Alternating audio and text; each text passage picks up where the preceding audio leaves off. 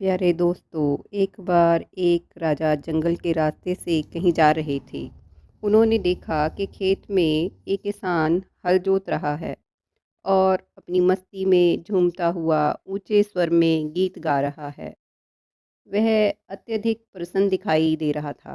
राजा अपने घोड़े से उतरकर वहीं खड़े होकर उसका गाना सुनने लगे। राजा के मन में आया कि यह निर्धन सा दिखने वाला किसान इतना प्रसन्न कैसे दिख रहा है। मुझे ज़रूर इसकी प्रसन्नता का राज पूछना चाहिए।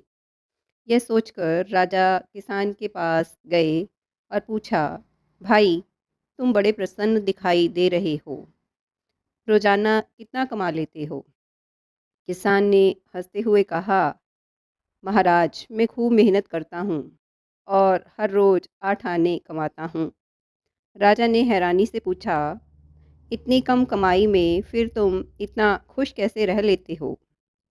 किसान बड़े संतोष से बोला, महाराज, मैं अपने 8 आने की कमाई को 4 हिस्सों में बांट देता हूँ। मेरे माता पिता ने मुझे पाल पोस कर बड़ा किया है। उनका मेरे ऊपर कर्ज है, इसलिए 2 आने मैं उन्हें दे देता हूँ और उनका कर्ज उतारता हूँ। बच्चे बड़े होकर मेरी सेवा करेंगे, इसके लिए 2 आने रोज बच्चों के पालन पोषण में लगाता हूँ। मानो के 2 आने अपने बच्चों को कर्ज देता हूँ।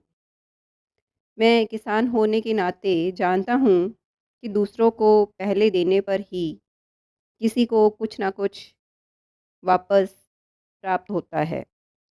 यह सोचकर मैं 2 आने हर रोज दान कर देता हूँ और फिर बाकी बचे 2 आने वे मैं अपना पालन पोषण करने के लिए खर्च करता हूँ। कथा का सार यह है कि मेहनत से कमाया हुआ पैसा और उचित और न्यायपूर्ण तरीके से खर्च व्यक्ति को आत्मिक संतोष प्रदान करता है। कहावत भी है कि जब आवे संतोष धन, बाकी सब धन धूल समान। तो जो व्यक्ति संतुष्ट रहता है वह हमेशा खुश रहता है। संतुष्ट रहने का अर्थ यह नहीं है कि हम जीवन में आगे बढ़ने के लिए परिश्रम ना करें। हमें आगे बढ़ने के लिए परिश्रम तो अवश्य ही करना चाहिए, परंतु जितना भगवान ने हमें दिया है उसके लिए हमें उसका हर रोज़ हर पल शुक्रगुजार रहना चाहिए। तो जो संतोष से जीवन जीता है वह सदा खुश रहता है।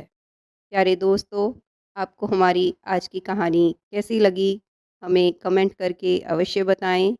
अगर आपको कहानी अच्छी लगी तो इसको लाइक और शेयर भी ज़रूर करें। शुक्रिया, धन्यवाद, खुश रहें। Thank you.